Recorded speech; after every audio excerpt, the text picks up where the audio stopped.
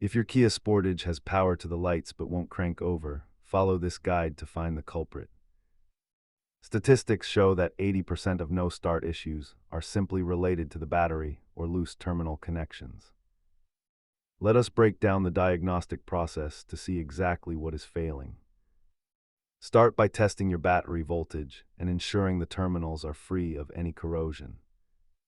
The starter motor neutral safety switch or a faulty ignition relay are common culprits in the Sportage.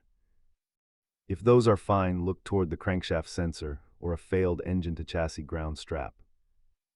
You can handle most battery and relay issues at home, but starter replacement usually requires a shop lift. This chart shows how costs escalate from simple fuses to professional starter motor replacement. If you have a multimeter, check for power at the starter solenoid to confirm the signal is reaching the motor.